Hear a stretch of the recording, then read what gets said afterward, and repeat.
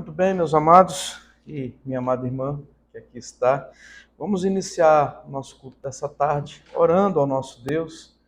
Pedir ao Leandro, o seminarista Leandro, que ore ao nosso Deus. Senhor Deus, nós louvamos o Teu nome, nós agradecemos ao Senhor porque o Senhor tem sustentado as nossas vidas, o Senhor tem nos permitido participar aqui do seminário e temos crescido nessa casa. Nós louvamos o Senhor, Pai, e nesse dia de culto nós queremos render graças ao Senhor e louvores ao Teu nome também. Nós pedimos que o Senhor aceite os nossos louvores, que o Senhor fale nosso coração pela Sua palavra, que possamos ser edificados e andarmos em santificação até a volta de Cristo. Nós agradecemos e louvamos em nome de Cristo. Amém. Amém. Amados, abramos a palavra do Senhor no Salmo 95. Vamos ler os 11 versículos de forma alternada. Salmo 95. Depois você pode deixar a sua Bíblia aberta que nós leremos, após o cântico, leremos também o Salmo 96. De forma alternada, leamos: Vinde, cantemos ao Senhor com júbilo, celebremos o rochedo da nossa salvação. Saímos ao seu encontro com ações de graças, vitoriemo-lo com salmos. Porque o Senhor é o Deus supremo e o grande rei acima de todos os deuses. Nas suas mãos estão as profundezas da terra e as alturas dos montes lhe pertencem. Dele é o mar, pois ele o fez, obra das suas mãos os continentes. Vinde, adoremos e prostremos, ajoelhemos diante do Senhor que nos criou. Ele é o nosso Deus, e nós, povo do seu pasto, e ovelha de suas mãos. Hoje, se ouvirdes a sua voz, não endureçais o coração, como em Meribá, como no dia de Massá no deserto. Quando vossos pais me tentaram, pondo-me à prova, não obstante terem visto as minhas obras. Durante 40 anos estive desgostado com essa geração que diz: é povo de coração transviado, não conhece os meus caminhos. Por isso, jurei na minha ira, não entrarão no meu descanso. O Senhor Deus nos apresenta motivos e nos convida a louvá-lo. Nos apresenta os motivos que Ele é o nosso Deus supremo, que Ele é o nosso Deus criador, o nosso Deus poderoso. E nós, como ovelhas do seu pasto, ovelhas do pastoreio do Senhor, cabe-nos adorá-lo, louvá-lo, engrandecê-lo e cultuá-lo com todo o nosso coração, com todo o nosso ser. Nós vamos cantar ao nosso Deus o hino de número 74 dos nossos hinários. Sinceridade.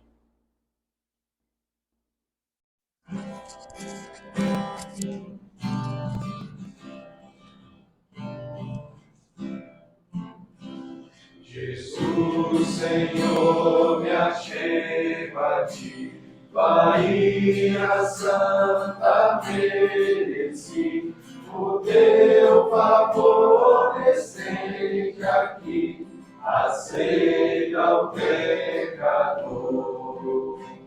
Eu venho como estou, sim, venho como estou, porque Jesus por mim morreu. Eu venho como estou. As minhas culpas grandes são, mas tu que não morreste em vão, me podes conceder perdão. Aceita o pecador. Eu venho como estou, sim, venho como estou, porque Jesus por mim morreu. Eu venho como estou. Ó, vem agora, Salvador, livrar-me por teu grande amor, pois tu, Jesus, és meu Senhor. Aceita o pecador. pecador. Eu venho como estou, sim, venho como estou, porque Jesus por mim morreu. Eu venho como estou.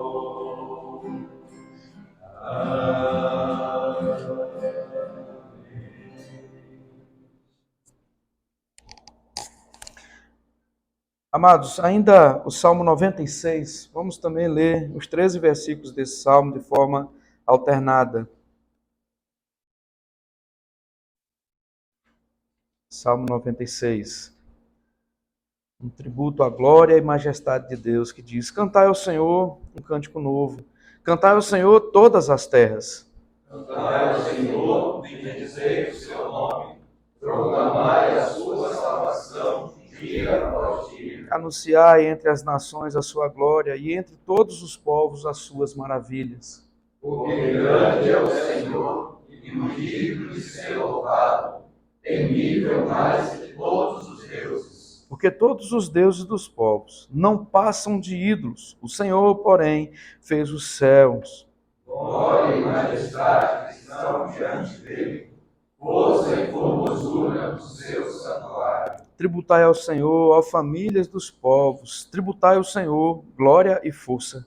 Tributai ao Senhor a glória devida ao seu nome, trazei oferendas e entrai nos seus átrios. Adorai o Senhor na beleza da sua santidade. Tremei diante dele todas as terras. Dizei entre as nações, reina o Senhor, ele firmou o mundo para que não se abale, e julga os povos com equidade. Alegrem-se, ó céus, e a terra, exulte, ruja o mar e a sua plenitude. Rogue o campo e tudo o que nele há, regozijem-se todas as árvores do bosque. Na presença do Senhor, porque vem julgar a terra, julgará o mundo com justiça e os povos consoante a sua fidelidade. Porque grande é o Senhor e muito digno de ser louvado, temível mais que todos os deuses, porque todos os deuses dos povos não passam de ídolos. O Senhor, porém, fez os céus. Glória e majestade estão diante dele, força e formosura no seu santuário. Irmãos, saber de Deus nos alegra o coração. Saber que Deus nos escolheu para sermos servos na seara dele deve encher o nosso coração todos os dias. Ter uma vida de piedade diante de Deus faz-nos realmente diferentes, não melhores, mas diferentes. Assim o crente deveria ser, o cristão deveria ser, ter uma vida piedosa, uma vida diante de Deus, uma vida cheia do Espírito Santo de Deus. Saber que Deus é esse Deus que é o Deus supremo e que os outros deuses, aqueles com desenho minúsculo, não passam de ídolos. Que isso enche o nosso coração. Vamos cantar esse salmo, cantar o Salmo 96, de toda a nossa força, de todo o nosso coração. Vamos louvar o nosso Deus nesse momento.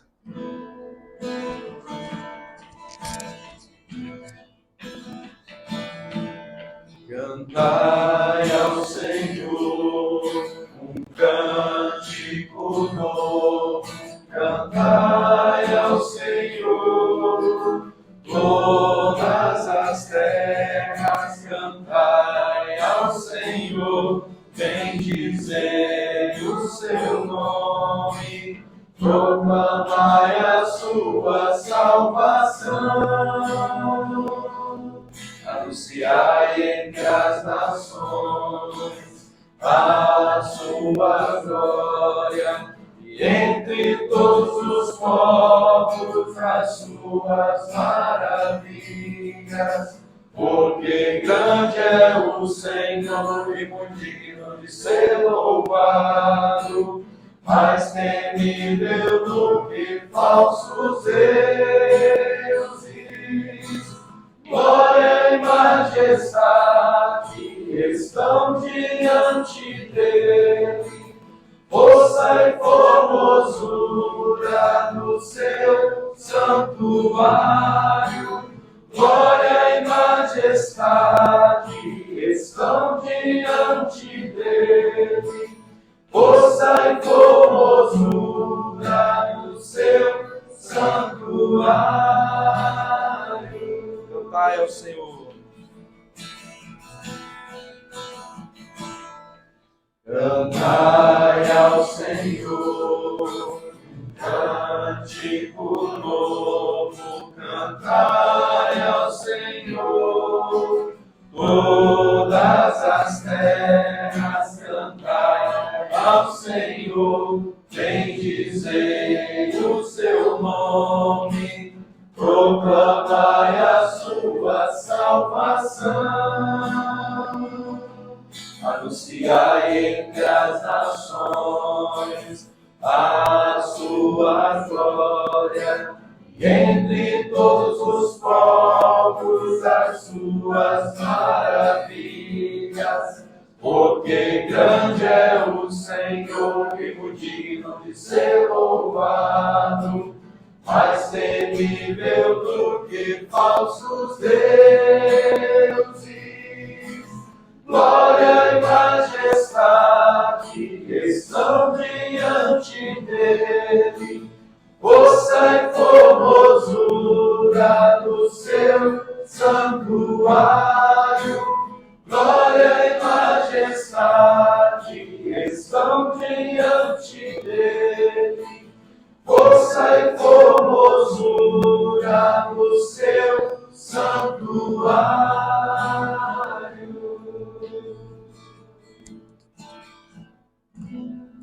Amém. Santo Deus, mais uma vez, ó Pai, nós nos colocamos na sua presença.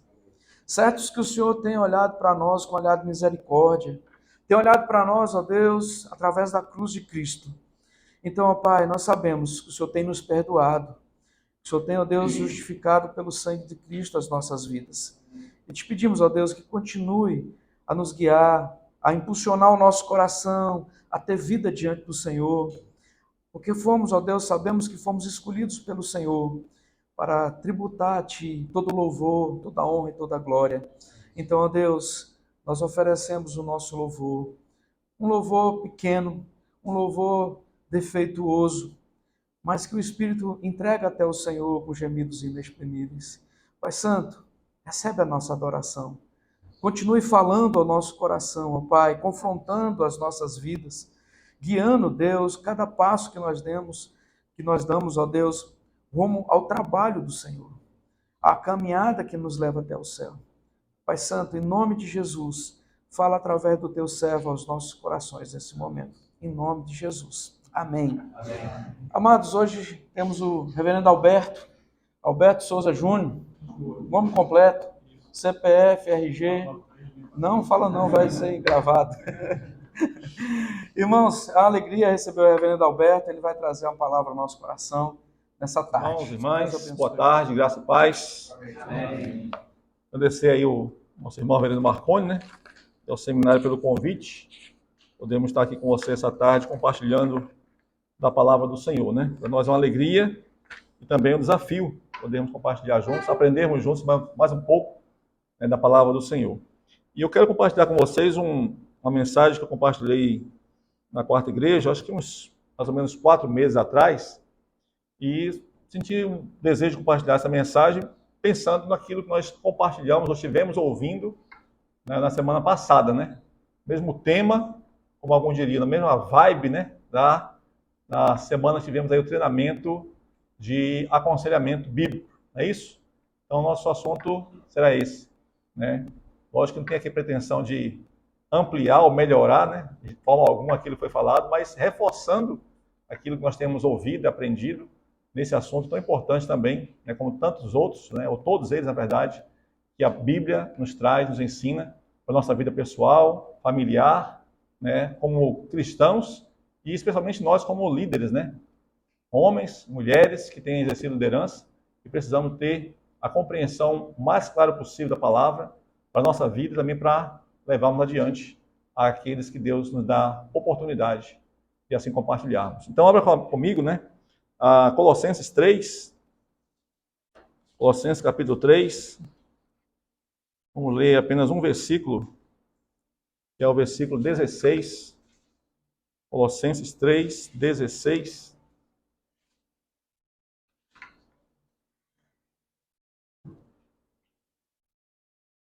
Amém? Vamos ler juntos, né? Um versículo apenas, dá para a gente ler sem atropelamento, né? Vamos lá? Habite ricamente em vós a palavra de Cristo, instruí-vos e aconselhai-vos mutuamente em toda a sabedoria, louvando a Deus com salmos e hinos e cânticos espirituais, com gratidão em vosso coração. Pai, mais uma vez nós nos colocamos diante do Senhor. Graças pelo dia, graças especialmente por esse momento que o Senhor reservou a cada um de nós, para que pudéssemos louvar ao Senhor com nossos cânticos, hinos, e também para compartilharmos Sua palavra. Que o Senhor, pela Tua misericórdia, venha falar aos nossos corações, nos ajudando, ó Pai, a sermos, pelo Senhor mesmo, moldados, para sermos cristãos, cristãs, que o Senhor, ao olhar para a nossa vida, possa se alegrar. Você não vai encontrar a perfeição, vai encontrar corações quebrantados, porque o Senhor mesmo tem quebrantado nosso coração. E nos faz, ó Pai, entender que precisamos mais e mais ouvirmos do Senhor, aprendermos do Senhor e vivermos para o Senhor. Amém. Fale conosco, em nome de Jesus. Amém. Amém. Amém. Meus irmãos, um dos textos que é mais lido, né, durante o período de Natal, né, época de Natal, nas igrejas, é aquele texto lá de Isaías 9:6, que fala sobre o Senhor Jesus, né? Lá diz assim: porque o menino nos nasceu, não é isso? Um filho se nos deu, o governo está sobre os seus ombros, né? E seu nome será Maravilhoso Conselheiro, Deus Forte, Pai da Eternidade, Príncipe da Paz. E aqui então nós vemos que o texto de Isaías nos apresenta o que chamamos de atributos de Deus, né? 4 atributos são aqui relacionados, apontando mais precisamente para a pessoa do Senhor Jesus. E o primeiro deles é Maravilhoso Conselheiro, né? E aí então nós entendemos pelo texto de Colossenses que esse atributo, né, de ser conselheiro, que é a pessoa do Senhor Jesus, ele é considerado um atributo chamado de comunicável, né? Um atributo comunicável, que são aquelas qualidades que existem em Deus e que também podem ser vistas no ser humano, né? Que ele transmite, né? Transmitiu e transmite ao ser humano algo que pertence ao ser de Deus. Então, conselheiro é um deles, né? Como também o amor, a bondade, a misericórdia, que fazem parte da natureza divina, e ele também concede a nós, seres humanos, a condição de amarmos, né? É uma ordem, inclusive, de Deus, né? Que amemos a Ele sobre todas as coisas e ao próximo como a nós mesmos. A condição também de agirmos com bondade com o nosso próximo. A condição de agirmos com misericórdia com o nosso próximo, sermos misericordiosos. Então, são atributos que pertencem a Deus e Ele comunica, né? Ou comunicou aos homens, né? Aos seres humanos que Ele mesmo criou. Tem outros que não são comunicáveis. Talvez os mais conhecidos são onipotência, onisciência e onipresença, né? São talvez os atributos que pertencem só a Deus, mais conhecidos até mesmo por aqueles que talvez não sejam nem cristãos, mas ouviram falar. Deus é onipotente, Deus é onisciente, Deus é onipresente, né? Então são atributos comunicáveis e não comunicáveis. O ser conselheiro, então, é um atributo considerado de o comunicável que Deus comunicou a nós, seres humanos, especialmente, então, entendemos assim, aqueles que são seus filhos, né? Ou que se tornaram-se seus filhos quando receberam a Cristo como Salvador e Senhor. Então, nosso tema de hoje, né, dentro desse texto aqui de Colossenses, é a prática do aconselhamento na vida da igreja, né? Como que deve acontecer, então, já que nós, como cristãos, né, recebemos de Deus esse atributo que pertence a Ele, mas que Ele comunicou a nós, como que a igreja, então, deve proceder, né? Como que deve acontecer, então, o aconselhamento na vida da igreja, na vida daqueles que são filhos e filhas do Senhor. Primeiro ponto, então, é quem pode praticar o aconselhamento, né? Quem são aqueles na igreja que podem e devem praticar o aconselhamento? Antes de tentarmos responder essa pergunta, eu queria aqui compartilhar um pouquinho com vocês sobre o contexto, né, da carta aos Colossenses, que os irmãos sabem muito bem escrita pelo apóstolo Paulo.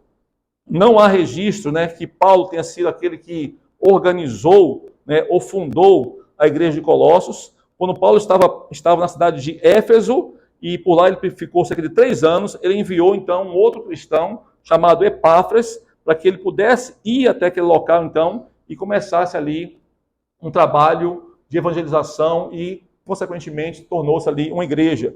Olha comigo aí no capítulo 1, versículo 7. Colossenses 1, 7.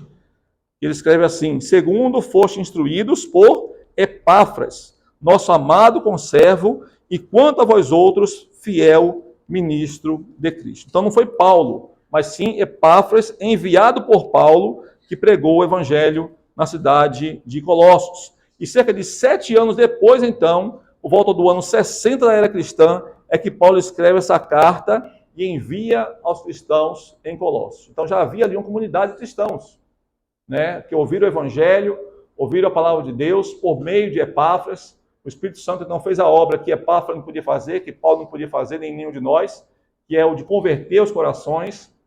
A comunidade então de cristãos foi formada e Paulo então toma conhecimento do que havia naquela cidade, o que estava acontecendo com aqueles cristãos, e envia então essa carta àquela igreja. E dentre os objetivos dessa carta está um dos principais, é defender a fé unicamente na pessoa do Senhor Jesus. Então Paulo sabia que estavam acontecendo algumas situações ali em Colossos que precisava que aqueles irmãos ali soubessem que, na verdade, a fé deve ser depositada tão somente em Cristo.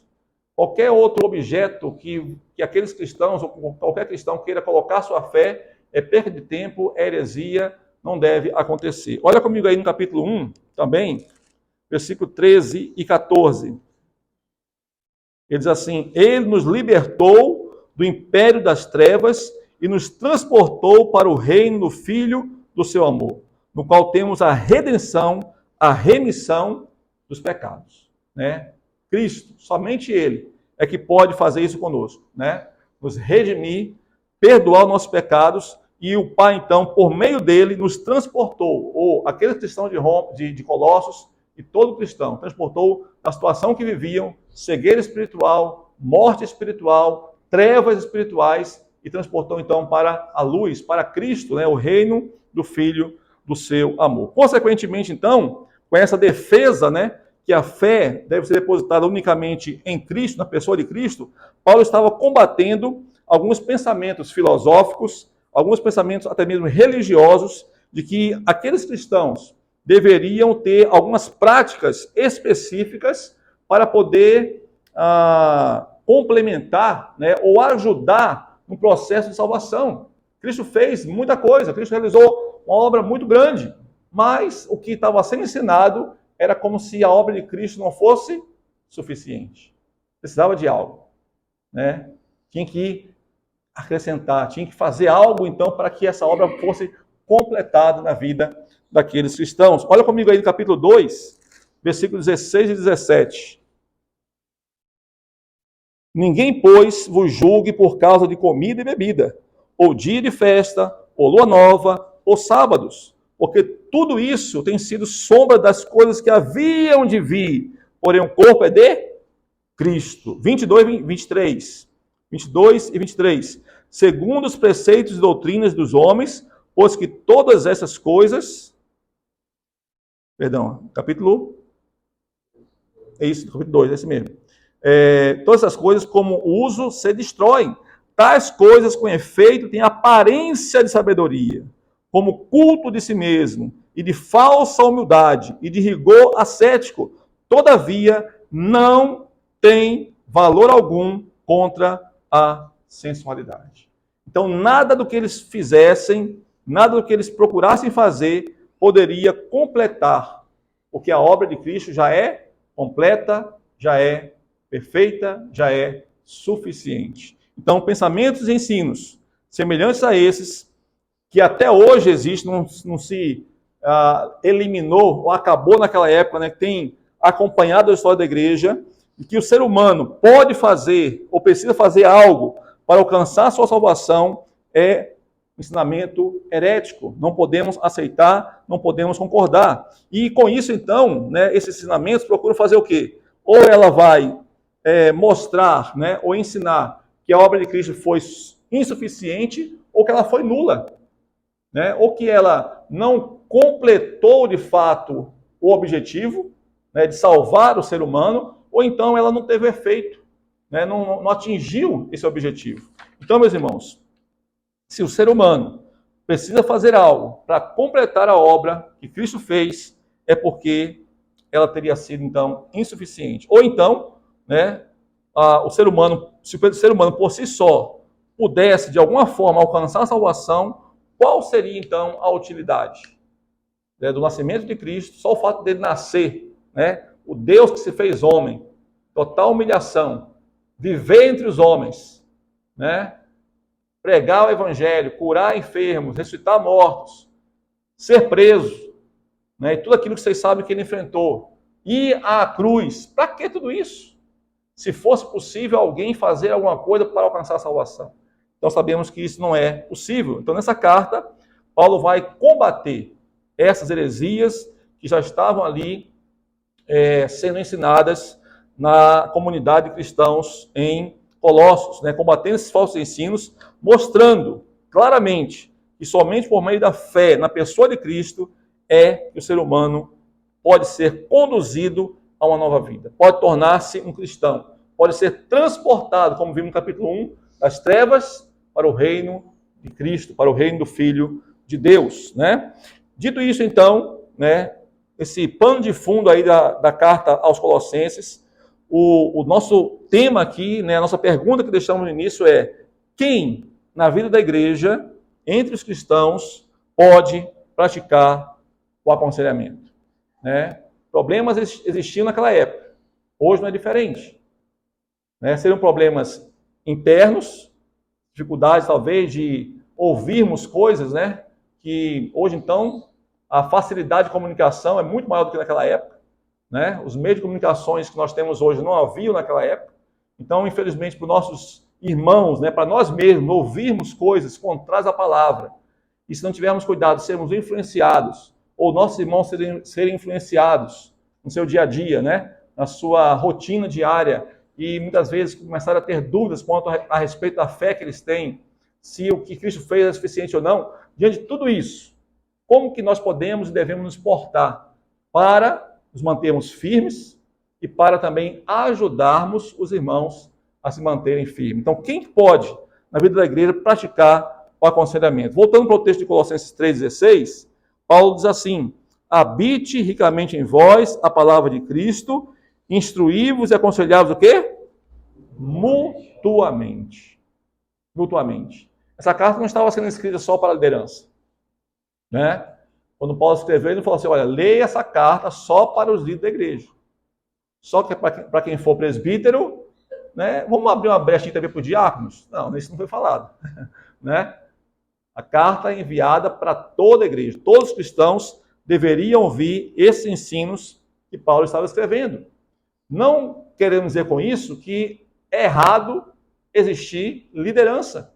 Existiam líderes na igreja de Colossos, com certeza. Como toda igreja existe, porque é Deus mesmo quem levanta, né, quem chama, quem capacita aqueles que serão líderes. No entanto, não são apenas os líderes, né, que devem buscar serem ricos do ensino e da prática da palavra de Deus. Ele falou assim: habite ricamente em vós. Vós quem? Toda a igreja. Todos os cristãos de Colossos, né, devem buscar essa riqueza de ensino, essa prática da palavra de Deus. Essa busca, então, deve fazer parte da vida de todo cristão. Não importa o carro que ele tenha ou nenhum carro que ele tenha. Mas se ele é um cristão, deve buscar ser rico, né, no conhecimento e na prática da palavra do Senhor. E buscando esse enriquecimento espiritual, esse crescimento espiritual, ele estará buscando também a preparação necessária para instruir, para encorajar, para repreender quando for necessário, e tudo isso faz parte do nosso aconselhamento. Né? O aconselhamento, como vimos aí na semana passada, né? Tudo essas práticas, né, da instrução, do encorajamento, que chamamos de exortação, da própria repreensão, até mesmo da disciplina quando necessário, tudo isso está envolvido no aconselhamento. E quando é que a gente vai saber o que fazer? É instruir agora? É encorajar? Né? É dar um suporte? É repreender? É disciplinar? Como saber?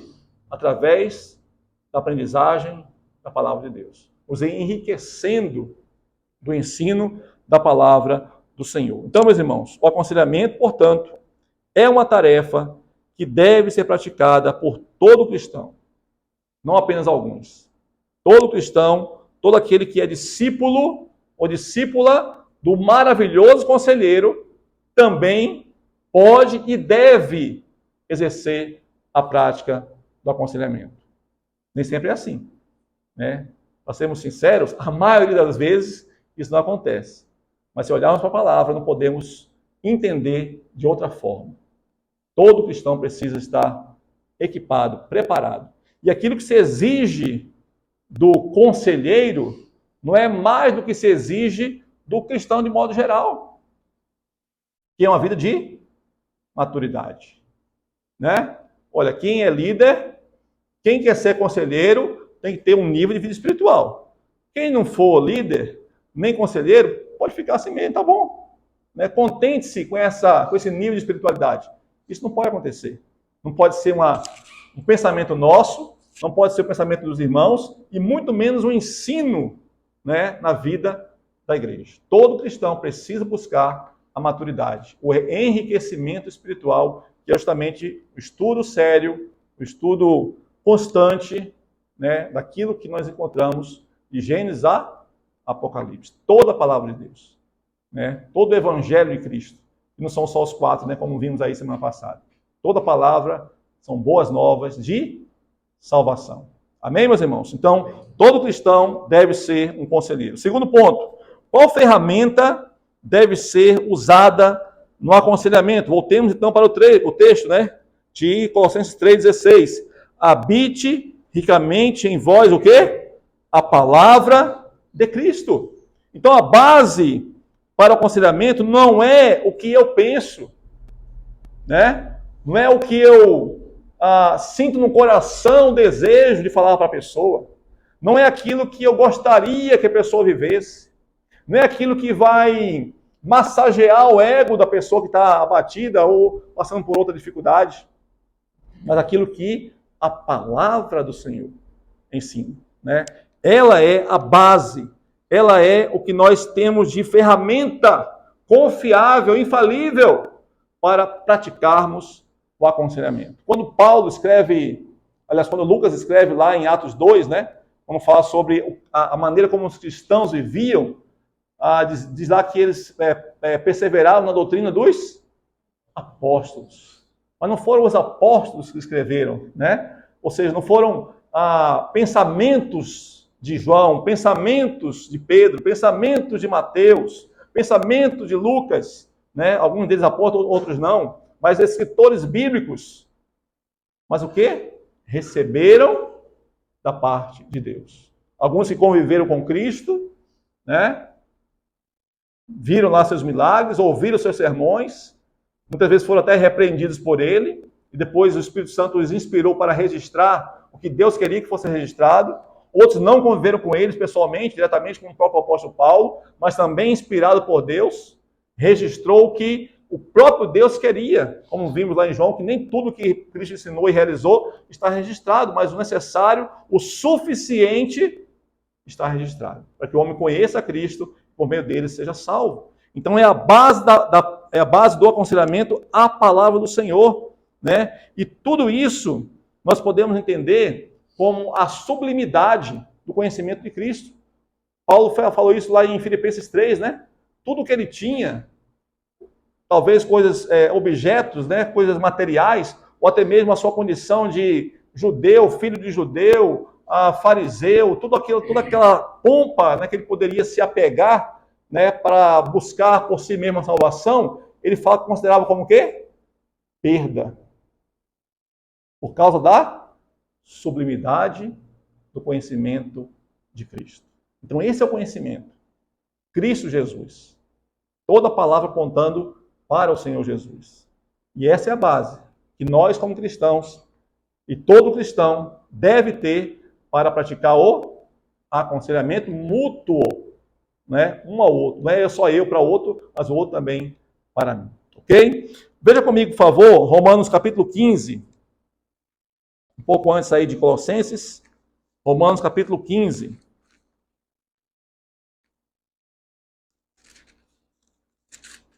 Versículo 14. Romanos 15, 14, assim. E certo estou, meus irmãos, sim, eu mesmo, a vosso respeito, de que estáis possuídos de bondade, cheios de todo o conhecimento, aptos para vos admoestardes o quê? Uns aos outros. Olha aí, conhecimento e bondade. Bondade está naquela lista que Paulo disse que é fruto do Espírito, né? Amor, alegria, paz, longanimidade, bondade e assim por diante. Então está ali naquela lista. O conhecimento associado à bondade, e lá em Colossenses fala da sabedoria, que é sabermos o momento certo de aplicar cada elemento, se é uma instrução, se é uma correção, se é uma repreensão, se é um encorajamento, sabedoria que o Senhor próprio nos dá. Quem quer sabedoria faz o quê?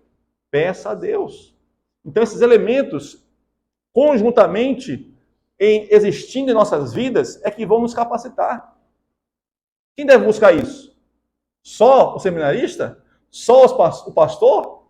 Todo cristão. Né? Se falamos que a Bíblia é a nossa regra de fé e prática, como é que eu vou praticar o que eu não conheço? Como é que eu vou conhecer se eu não leio, se eu não estudo? Então é buscando esse conhecimento que o próprio Deus que inspirou, né, os escritores, ilumina nossa mente, Espírito Santo, para que a compreendamos, para que a pratiquemos e para que nós possamos, então, aconselhar o nosso irmão. Né? Então, conhecimento associado com a bondade para que possamos agir corretamente. Né? Porque sem a bondade, que está na mesma linha de raciocínio ali do amor, né, fruto do Espírito, nada vale a pena. Eu não posso também usar o artifício de que é a verdade, de que é a palavra de Deus, né? De que eu conheço a palavra, para ao invés de trazer ao meu irmão uma mensagem não do que ele quer simplesmente ouvir, mas daquilo que realmente vai fazer bem a ele, pela ação do Espírito Santo, e usar palavras indevidas para machucar ao invés de curar, para consolar ao invés de muitas vezes piorar ou agravar a situação. Por isso que o conhecimento é importante, fundamental. Mas também a bondade e a sabedoria. Amém, meus irmãos? Então vamos seguir em frente aqui, né? Quer dizer então que não podemos usar nenhum outro material? É só a Bíblia? Podemos usar algum livro aí de um autor famoso, conhecido por ser preparado, né? Experiente na área de aconselhamento? Podemos sim.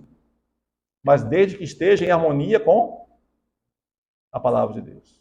Desde que não traga ensinamentos contrários àquilo que a Bíblia ensina. Né? Não podemos ser radicais em nada além da Bíblia. Vamos buscar, né? A biblioteca está cheia aí, né? Irmã, senão a irmã vai ficar desempregada. Né? Está cheio de livros ali para usarmos, né, utilizarmos ali, para nos enriquecermos, mas qualquer livro que esteja contrário à palavra, né, precisa ser o quê? Tocar fogo? Né? Tirar da prateleira, né? Examinar todas as coisas, reter o que é bom. Né? Então, não vamos jogar fora as demais literaturas. Nós vamos ter critérios. Vamos comparar. E mais uma vez, para comparar, precisamos conhecer aquilo que é verdade, para podermos distinguir aquilo que é mentira. Né? Como acontecendo lá em Colossenses. Tem que fazer isso, fazer aquilo, fazer aquilo outro, porque senão não alcança salvação. Errado, heresia, não podemos aceitar, nem para nós, nem para outras pessoas. Muito bem. A palavra de Deus é a base para o nosso aconselhamento.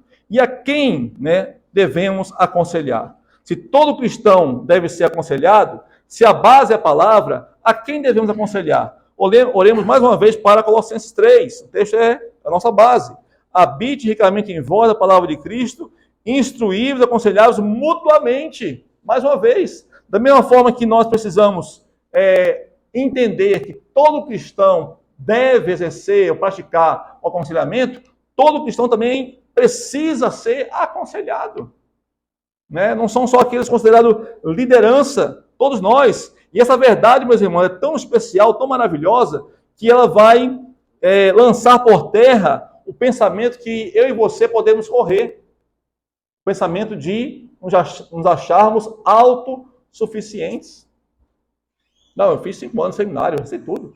Sei de aconselhamento. Aquele irmãozinho lá vai me aconselhar? Que é isso? O que ele pensa que é? Não. Autossuficiência. Não pertence, não pode fazer parte da vida de um cristão, de um servo de Deus. Precisamos uns dos outros para sermos mutuamente edificados. Nenhum de nós sabe tudo. Nenhum de nós sabe todas as coisas. Estamos sempre aprendendo uns com os outros. E essa é a essência de ser discípulo de Cristo. Né? Ser discípulo é o quê? A pessoa que está sempre aprendendo. Né? Então não podemos pensar que já sabemos tudo. Estamos sempre aprendendo. Nenhum de nós acerta sempre. Todos cometem erros e precisam ser corrigidos. Pode ter 10, 15, 20, 30 anos, obrigado, irmão, de experiência ministerial, ainda pode cometer erro, porque não somos perfeitos ainda não, irmãos. Perfeição é só uma Nova Jerusalém na glória. Ainda cometemos erros. Né? Por isso, então, precisamos ter um coração disposto a sermos também aconselhados. E essa verdade, meus irmãos, que todo cristão pode aconselhar e que todo cristão precisa ser aconselhado, quebra o sentimento de inferioridade. Infelizmente, muitos irmãos na igreja têm esse sentimento. Aquela história de eu não sei nada, né? Eu não sirvo para nada, eu não consigo nada, não me peça para fazer nada porque eu não sei. Não é assim. É um servo de Deus, é uma serva de Deus, e em Cristo, ele pode sim, ela pode sim, ser usado por Deus, ser usada por Deus para aconselhar o irmão próximo, ou o irmão que está distante, mas que ele vai se dispor, ela vai se colocar como um instrumento na mão do Senhor para trazer uma palavra de aconselhamento. Nenhum de nós está incapacitado a isso. Nenhum de nós tem um argumento suficientemente forte para dizer assim, eu não tenho condição nenhuma de aconselhar. Porque se você é um cristão, se você é uma cristã, você primeiramente é um filho ou filha de Deus. Você tem o Espírito Santo habitando em você. E é o mesmo Espírito que habita no pastor, habita no membro da igreja, habita em todos nós. Ah, mas eu nunca aprendi. É ele capacita.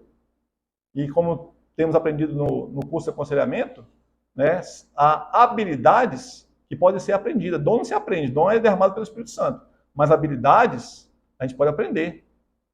Alguém aqui aprendeu, nasceu sabendo andar de bicicleta? Quem nasceu andando sabendo andar de bicicleta, fica em pé. Deixa eu sentar aqui, né? São habilidades, né? No nosso dia a dia e também na prática de aconselhamento acontece isso. Eu conheci uma senhora lá em Recife, ela tinha o Ministério de Aconselhamento. E ela tinha uma facilidade para aconselhar pessoas, especialmente quando estavam tendo pensamento suicida. Pessoas que tinham pensamento de se matar. E quando alguém, né, algum cristão, sabia disso, fazia contato com ela para que ela pudesse aconselhar essa pessoa. E várias pessoas que ela aconselhou mudaram de ideia. Abandonaram a ideia de suicídio. O que é sente mais? Porque essa irmã, chamava-se Marisa, ela era tetraplégica. Só mexia a cabeça assim, ó. Mais nada. Todo o corpo daqui para baixo era paralisado. Vivia em cima de uma cama. Para tomar banho, para se trocar, para se alimentar, para tudo. Dependia das pessoas. E aí alguém pegava o telefone, naquela época não tinha celular, colocava no ouvido dela E ela então ia conversando, e aconselhando, e várias pessoas abandonaram a ideia de suicídio. Alguém aqui pode dizer que não tem condição de aconselhar? Alguma coisa justifica não aconselharmos? Né? Se somos cristãos, filhos de Deus, né? Somos habitação do Espírito Santo, temos condição sim de aconselharmos e de sermos aconselhados. Desde que o Senhor, né, haja em nós e através de nós. Todos nós dependemos uns dos outros. Todos nós. Todos nós somos ramos da mesma videira. Videira verdadeira que é Cristo, e o nosso Pai é o agricultor. Todo discípulo do maravilhoso conselheiro, meus irmãos, necessita de aconselhamento. Se você, hoje, ou quem sabe, né, no passado, ou quem sabe no futuro, chegar a pensar assim, eu não preciso mais de aconselhamento. Eu sei tudo já. Repreenda isso em nome de Jesus. Porque não vem de Deus. Porque Ele nos deu condições de sermos cristãos, mas nos deu também a dependência, a codependência uns dos outros. Né? A mutualidade. Quantas vezes, né, a palavra do Senhor fala uns aos outros? Pelo menos 25, né? Tem até um livrinho que fala sobre isso, né? 25 uns aos outros, mutualidade. Então não pense que você não precisa do seu irmão ou da sua irmã. Sabe muita coisa? Glória a Deus, mas não sabe tudo. Você pode muita coisa? Glória a Deus, mas não pode tudo. Dependemos uns dos outros. E eu quero concluir então, fazendo aqui algumas reflexões e aplicações para a minha vida e para a sua. Primeiro, estejamos em constante vigilância, meus irmãos, para não sermos enganados por ensinos filosóficos, ideológicos e até mesmo religiosos, que são contrários ao verdadeiro ensino do Senhor Jesus, né? E que querem nos levar a concordar com o que a Bíblia condena e a rejeitar o que a Bíblia ordena, né? E muitas vezes são ensinamentos que vêm travestido ou acompanhado até mesmo de passagens bíblicas, né, para dar um ar de espiritualidade, mas que não se harmonizam com o verdadeiro ensino da palavra do Senhor. Estejamos atentos, cada vez mais, né, porque os dias estão se abreviando e nós sabemos que Cristo está voltando. Amém? Ixi, está fraquinho, então, amém? Cristo está voltando, meus irmãos. Né? Hoje, mais perto do que ontem, né? E amanhã, se tiver amanhã, mais perto do que hoje. Segundo, valorizemos as oportunidades que temos para nos enriquecermos espiritualmente. Né? Para nós, né, que temos uma vida acadêmica, quanta riqueza nós podemos ter em nossas mãos para estudar. Mas se não tivermos cuidado, pastores, seminaristas, só lê a Bíblia para fazer trabalho, para fazer sermão. Mentira? Só são vocês, mas se tiver cuidado é isso mesmo. Só lê a Bíblia para fazer trabalho, né, que o professor exige, ou para preparar sermão. Devocional, muitas vezes, fica de lado. Temos que ter zelo, disciplina e compromisso. Né? E também participarmos das programações devidas à igreja. Né? Vocês que vão só, talvez, final de semana para a igreja, aproveite a oportunidade. E até mesmo para quê? Dar exemplo para os demais irmãos. Não como líderes perfeitos, mas como líderes que sabem que dependem de Deus e dependem um do outro para se enriquecer espiritualmente. Que mais? Estando rico, né? Estando ricos espiritualmente, vamos nos dispor para sermos usados por Deus no aconselhamento mútuo, ensinando as nossas igrejas, né? Ensinando aos nossos irmãos que eles podem, de fato, serem conselheiros. Isso não é uma prática, como eu falei agora há pouco, que tem acontecido muito. A maioria dos irmãos não tem esse conhecimento, né, que eles podem e devem aconselhar, e alguns que têm não querem se dispor a isso. Todo mundo está muito ocupado, mas isso é uma negligência, né, e às vezes pensamos que o pecado é só fazer isso, fazer aquilo outro, mas quando deixamos de fazer o que Deus nos capacitou para fazermos, também estamos pecando, estamos sendo omissos. Então nós que sabemos que todo cristão pode e deve aconselhar, ensinemos isso na igreja. Sabemos que não vai ser assim, né? De dia para a noite, que os irmãos vão entender, que os irmãos vão aceitar, que os irmãos vão praticar. Mas se não começarmos a compartilhar, a ensinar e a demonstrar na prática essa verdade, Nunca vai acontecer. Mas se nós nos dispomos a isso, o próprio Deus vai fazer a obra que você não pode fazer nem eu. E convencê-los do compromisso que eles devem ter e a prática que eles devem ter. Consequentemente, toda igreja será edificada. Haverá qualidade de vida cristã na vida da igreja. Mas se cada cristão se dispor a cumprir seu papel. Não vai ficar sobrecarregando 2, 3, 4. Cada um faz a sua parte. E principalmente, nosso Deus será o quê? Glorificado. Amém? Pastor Luciano, você pode fazer a oração? Santo Deus, Pai de bondade, misericórdia, graças e Deus a Ti. A palavra do Senhor nos adverte, nos desafia, Pai, acerca desse ministério tão importante para a saúde da Tua igreja, cuidado mútuo, Deus, a direção divina da Tua palavra, pela compreensão, pelo usufruto dela, Deus, ao ponto de poder levar a outros, Pai, das delícias que nós temos recebido. Obrigado, Senhor. O Senhor nos enche, que o Senhor nos mantenha plenos. Amém. Que Cristo habite ricamente em nós, Em Sua palavra. nome de Jesus, tem Para misericórdia. que tenhamos, ó Deus, condição de dar a boa palavra cansado. E aqueles que estão aflitos e sobrecarregados, ó Deus, mostrar o caminho que é Cristo, para que eles sejam aliviados dos seus fardos. Amém, Pai. Que Deus abençoe, Pai, nossa tarefa, que é tão nobre. Tu sabes, E que Deus. nós também tenhamos condição de preparar outros para fazer o mesmo. Amém, Senhor. Nos ajude, Pai. Nos capacite, Deus. Nos oriente, Pai. Tem misericórdia. Obrigado. Pai, nós agradecemos por essa tarde, por esse momento. Obrigado, Senhor. Em nome de Jesus. Edificação, de crescimento espiritual. Obrigado, O Senhor. Senhor, ó Deus, continue nos fortalecendo. Amém, Pai. Continue, ó Deus, produzindo em nós, ó Pai, fruto do Espírito. Amém, Senhor. Nos mantendo sempre cheios do Espírito Santo. É verdade, Pai. Mantemos, ó Deus, cada dia mais parecidos com Jesus. Amém, Senhor. Para que nós possamos, Pai, ter um ministério impactante, um ministério, Deus, frutífero. Obrigado, Deus. Obrigado, Pai. Assim seja, Nossa Deus. oração, Deus, também pelo nosso seminário. Obrigado, Pela Pai. direção, patrulha, Abençoa, Deus. seminário, Sustenta, Deus, Pai. pelos Fortalece, novos Deus. alunos, ó Pai. Abençoa, Pai. Chegando, Prepara, que Deus. precisam chegar. Em nome de Deus, que o Jesus. Senhor levante vocacionados, ó Deus, Desperta, pessoas que Senhor. tenham o amor pela obra. Amém, Pai. Em nome de Que, ó Jesus. Deus, a obra do Senhor continue expandindo. Assim Que essa seja. casa, Deus, seja um celeiro para espalhar obreiros, ó Deus, por todo mundo. Verdade, Pai, Pai. essa é a nossa oração, Deus, no nome de Jesus. Amém. Amém. Amém. Amém. Amém.